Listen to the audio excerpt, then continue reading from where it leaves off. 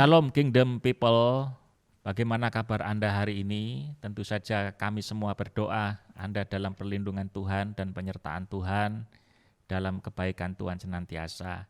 Kita masih ada di dalam program podcast GBI Rock Surabaya bersama dengan saya Roy Setiawan di dalam Kingdom Insight His Gift for You.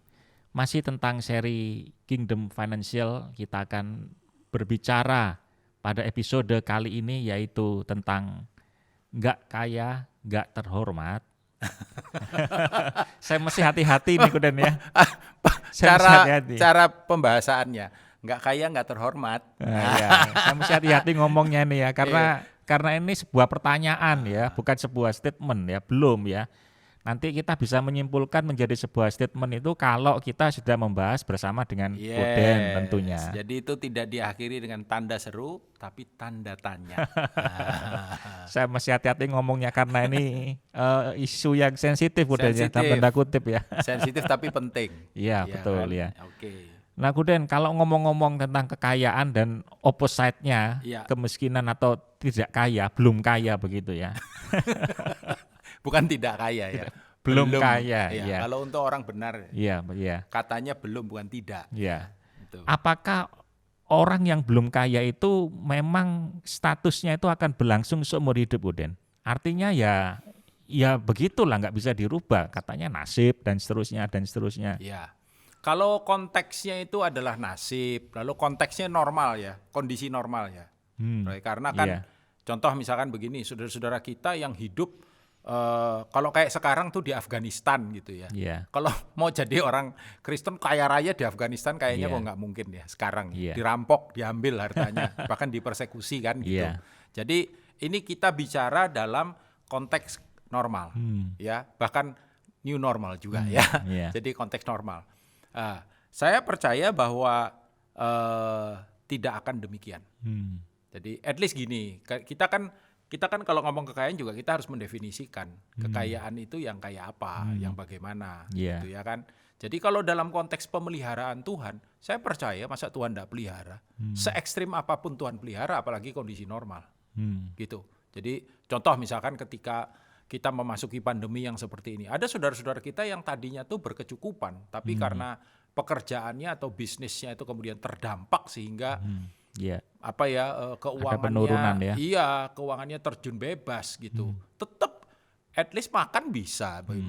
Mereka bilang ya kami memang kurang, kami memang bergumul ya Pak, kami mengalami kesulitan, tapi Tuhan pelihara. Nah konteks Tuhan pelihara itu kan ada berkat Tuhan di situ, gitu. Nah tapi kemudian kalau kembali normal dan oleh penyertaan Tuhan, saya percaya it's gonna back to normal even more gitu. Itu ya. Artinya bahwa Allah sanggup menyediakan, Dia mampu dan bersedia memenuhi kebutuhan kita yang nyata, Kuden ya. Iya, itu kan ada ayatnya toh. Iya, Allahku kan mencukupi kebutuhanku menurut kekayaan dan kemuliaannya. Pertanyaan kita gini kan, seberapa kaya Tuhan? Seberapa mulia? Kalau menurut kekayaan dan kemuliaan kan wow banget. Ya kan itu Filipi pasal berapa itu, Allahku akan memenuhi segala. Oke. Apakah benar bahwa kebutuhan itu tidak sama dengan iman, Kuden? Artinya bahwa jika kita rindu untuk memiliki sesuatu misalkan begitu ya. Ini mungkin soal dinamikanya ya, Jadi ketika kemudian kita berhadapan dengan keperluan atau kebutuhan, bukan keinginan ya. Sekalipun ya keinginan bolehlah dalam konteks tertentu gitu. Nah, kebutuhan dan keperluan. Kemudian kondisi atau keadaan itu tinggal sekarang akan diresponi kayak apa oleh orang percaya. Either way dia kemudian merasa ditinggalkan, diabaikan, tidak diperhatikan oleh Tuhan, atau justru dia imannya muncul di situ. Tuhan, aku nggak sanggup. Tuhan tahu kondisiku. Tuhan tahu keadaanku. Tuhan, aku nggak bisa. Tapi aku punya Tuhan yang bisa melakukan apapun, mengerjakan apapun dia. Tuhan, saya terbatas. Tuhan tidak terbatas. Nah, jadi kalau lihat antara keperluan dengan iman, itu lihat dinamikanya, konteksnya. Ya, jadi konteks keadaan itu. gitu. Justru kebutuhan itu akan mendorong harusnya iman kita itu akan bertumbuh, muncul ya. Disitulah kita pada akhirnya mengalami Tuhan dan kehidupan kita. Bergantung kepada Tuhan ya, atas semua penyediaannya itu ya. Iya. Iman itu pasti, iman itu ya iman yang benar, iman yang murni, itu adalah iman yang ada di dalam konteks kebergantungan. Even sampai kepada begini, bukan kehendakku jadi, tapi kehendakmu. Itu kan kita menyerahkan percaya penuh ya sama Tuhan ya, gitu loh. Kita mungkin punya ekspektasi, kita mungkin punya keinginan, keinginan dalam kondisi keperluan itu tadi ya. Tapi kita tetap menyerahkan semuanya itu kepada Bapa kita karena kita percaya Dia baik. Iman ada di situ. Iya. Nah, apa betul kemiskinan itu banyak orang dianggap seperti pencuri? Artinya dia mencuri sukacita kita, dia mencuri pengharapan kita, atau apa Kuden punya? Kalau saya lihat itu lebih ke arah psychologically ya.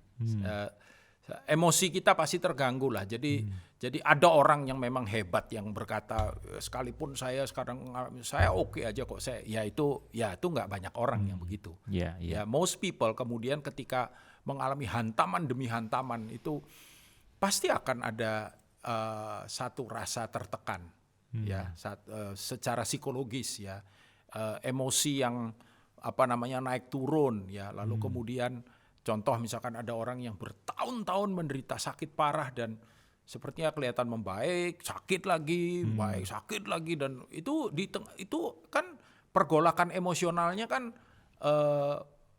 wajar ya secara manusia ya. Siapapun bisa mengalami itu. Bacalah kitab Ayub gitu. Kita akan paham dan kita akan mengerti. Tapi pada akhirnya kita tahu kan ketika kemudian dia ada dalam penyerahan yang sepenuhnya. Dan bahkan kemudian lewat peristiwa itu dia mendapatkan pengenalan secara pribadi. Dulu aku mendengar dari apa kata orang. Sekarang aku mengalaminya secara pribadi. Gitu. Kuden, kalau seandainya Tuhan memang ingin memberkati kita, Tuhan ingin membuat kita menjadi kaya, kata-kata seperti itu. Sebetulnya tujuan Tuhan itu apa sih? Supaya kita ini menjadi kaya dan diberkati Tuhan. Iya, selalu ya saya percaya tujuan Tuhan itu kan untuk kemuliaannya gitu. Nah, tapi ini kan generik ya, istilahnya ini term yang sangat umum, ya kan. Nah, konteks untuk kemuliaannya itu bisa macam-macam, bisa arahnya itu. Contoh misalkan begini, Tuhan memberkati kita. Dan saya percaya ada satu istilah yang penting ya, ketika kita sangat terberkati, kita itu dikatakan dipercaya jadi bendahara kerajaan surga. Ya, ini kan kita konteks kerajaan ya. Jadi kalau di dalam kerajaan itu kan semuanya milik sang raja.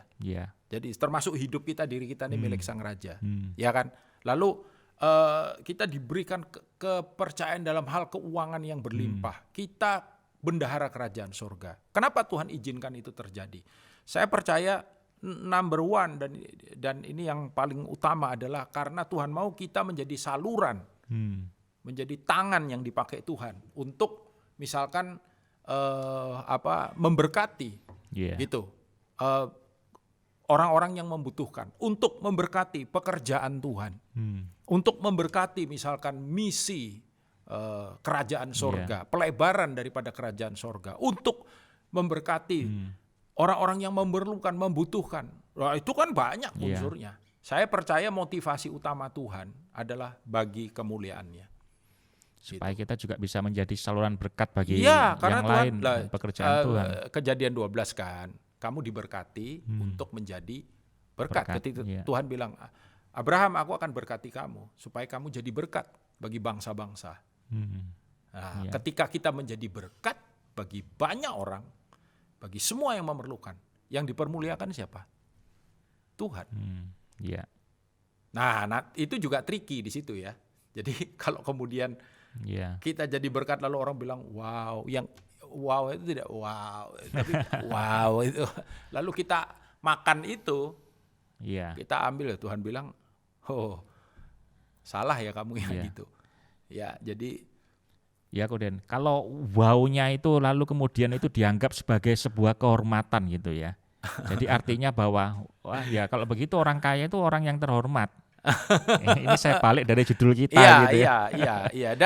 Dan kita menemukan itu kok dalam kehidupan ini kadang-kala ya. Iya. Jadi makanya kan kekayaan itu kalau kita mau bilang itu sebuah kehormatan ya karena artinya begini, di antara sekian miliar orang di dunia ini, Tuhan pilih kita dan Tuhan pakai kita merasa terhormat. Iya.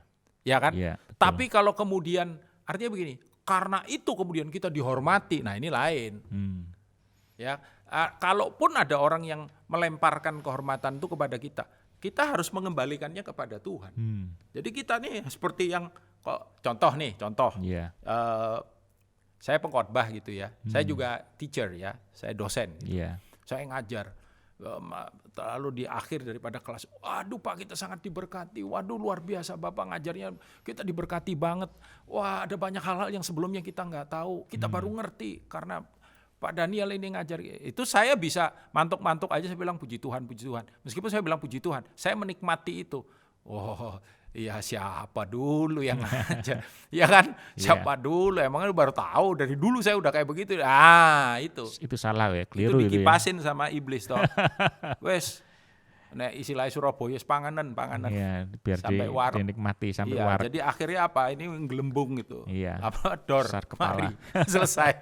Nah, tapi kan kita harus gini, wah itu anugerah. Ya kita juga nggak boleh rendah hati palsu gitu. Artinya ya thank you saya dipercaya dan ya thank you buat apresiasinya, tapi terutama ya ini sebenarnya sih anugerah Tuhan, kasih karunia Tuhan. Ya, itu yang kita harus selalu ingatkan, baik untuk diri kita sendiri maupun untuk orang lain, gitu. Ya. Jadi dalam rencananya, dalam rancangan Tuhan itu memang Tuhan sebetulnya menginginkan kita untuk diberkati, Guden ya. Iya dong. Mana ada bapak yang pengen anaknya itu sengsara, miskin, tertekan. Kekurangan, bahkan sampai kepada anak cucunya kan. Anak cucu orang benar tidak akan meminta-minta roti. Anak cucu orang benar diberkati, anak cucu orang benar perkasa di bumi. Makanya saya selalu ngomong, misalkan kalau ada kutuk keturunan, ada berkat keturunan. Kan gitu, dan kutuk sudah dihapuskan dipatahkan oleh karya Kristus kan, gitu. Berarti kita hidup dalam generational blessing. Ya, makanya saya ngomong sama anak-anak saya percaya kalian lebih diberkati dari papa. Saya ngomong dengan anak-anak muda di tempat kita, next generation kita. Saya percaya kalian akan dipakai Tuhan, disertai Tuhan, diberkati Tuhan. Amen. Lebih dari yang Tuhan kerjakan di generasi saya. Gitu. Jadi di depan kita ini ada banyak anak-anak kita yang akan dipakai Tuhan. Jauh lebih dahsyat dari Pak Arifin, Pak Daniel, bapak-bapak yang lain, hamba-hamba Tuhan yang lain yang pernah ada. Saya percaya itu. Jadi tidak ada alasan bagi kita untuk putus asa, lalu kemudian desperate, tidak berpengharapan. Kerjakan aja bagian kita. Walaupun hari-hari ini kita sedang menghadapi masa-masa yang sulit ya, untuk teman-teman kita yang mungkin terdampak COVID dan seterusnya. Dan Tuhan selalu nanya, what is in your hand? Ketika janda Nabi itu yang anaknya mau diambil dan kamu ada apa di rumahmu? What is in your hand? Yang ada di tanganmu apa sekarang? Setiap orang dikasih Tuhan karunia dan anugerah dan kemampuan. Dan lewat itulah nanti Tuhan akan menumbuh kembangkan dan melipat gandakan. Nah, Kuden, saya teringat ya, ada satu ayat itu, kalau memang Tuhan itu ingin menjadikan kita ini diberkati dan kaya, ya, ada ayat yang mengatakan bahwa justru kita ini jangan terburu-buru untuk menjadi kaya. Nah, ini jebakan Batman. Ini bagaimana Kuden untuk menyikapi? Kadang-kadang orang memakai ayat ini untuk... Betul. Itu intinya gini, keinginan untuk menjadi kaya, keinginan loh ya, untuk menjadi kaya, itu mesti diluruskan. Ya semua orang pengen kaya, semua orang pengen diberkati, semua orang pengen enak. Tapi kita harus lebih fokus kepada motivasinya daripada keinginannya itu. Itu karena itu yang bahaya. Gitu loh. Ada orang yang kerja keras dan waduh dia memang motivasi untuk kemudian membuat dirinya itu terberkati itu luar biasa gitu. Dan kalau kita lihat dari luar, orang ini rajin ya, orang ini. Dan memang janji Tuhan, orang rajin diberkati. Itu pasti ada janjinya kan, gitu loh ya. Jadi artinya gini, orang tidak kenal Tuhan pun bisa melakukan itu. Kita punya 2 pegawai. Satu Kristen, satu non-Kristen. Yang ini rajin dan bertanggung jawab, yang ini bahasa Prancisnya kemplo gitu. Kita jadi bos nih, meskipun kita juga anak Tuhan Kristen. Kita pilih yang mana? Yang mana yang kita kasih tanggung jawab? Masa gara-gara dia satu anggota gereja sama kita. Loh itu kan membahayakan pekerjaanmu. Pasti yang ini. Dengan sangat menyesal itu. Seharusnya yang ini. Ya, sehingga ketika kita lihat orang rajin, orang itu pasti kita positif dulu lihatnya. Tapi yang tahu isi hatinya Tuhan. Nah, isi hati ini yang kita perlu bereskan di hadapan Tuhan. Dan saya percaya Tuhan pasti akan membukakan jalan yang terbaik untuk kita semua, untuk kemuliaannya. Ya, itu yang perlu kita tanamkan di dalam pikiran kita, bahwa Tuhan memang menginginkan supaya kita diberkati. Dan saya oleh berdoa Tuhan. ini menjawab pertanyaan tadi itu. Apakah kaya itu berarti hanya orang kaya yang terhormat? Itu pertanyaan yang di depan. Apa yang kita bicarakan ini? Enggak kaya, enggak terhormat. Kaya, enggak terhormat. Maka jawabannya adalah apakah enggak kaya, enggak terhormat? Ya tentu saja. Iya, itu merupakan sebuah tanggung jawab ternyata. Tanggung jawab, ya. Iya, itu bukan untuk kemuliaan kita. Kekayaan itu tanggung jawab yang Tuhan percayakan kepada kita. Dan di dalamnya tentu saja ada unsur terhormatnya. Ya kan? Ya orang kan kalau kita berkati, meskipun kita nih saluran, terima kasihnya sama siapa? Makasih ya Pak, kami sudah tertolong. Nah, kita yang harus bisa bersikap baik. Itu motivasi dari kita. Ya kan? Jadi bukan hanya sekedar yes no question itu Koden ya. Enggak. Tapi lebih dalam jawabannya lebih daripada itu ya. Bahwa itu adalah merupakan sebuah tanggung jawab yang perlu kita kerjakan di hadapan Tuhan dan juga di hadapan manusia. Iya. Bisa nggak Koden berdoa buat kita semua supaya kita boleh mengalami hal yang baik. Bapak, terima kasih kalau hari ini kami boleh merasakan akan pemeliharaanmu yang ajaib dalam kehidupan kami. Kami kami boleh ada sebagaimana kami ada, tidak kekurangan sesuatu pun. Kami berterima kasih Tuhan. Tapi kami juga percaya bahwa semuanya yang Tuhan taruh, bawa dan ada, berkat-berkat yang kami terima adalah merupakan sebuah tanggung jawab. Mampukan kami untuk melakukan dan mengerjakan tanggung jawab ini dengan baik.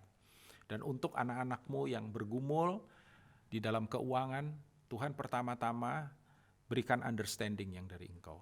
Karuniakan hati yang bijaksana di dalam mensikapi kondisi dan keadaan. Dan hamba-Mu percaya Tuhan akan membukakan pintu-pintu yang dari Tuhan dan menutup pintu-pintu yang bukan dari Tuhan.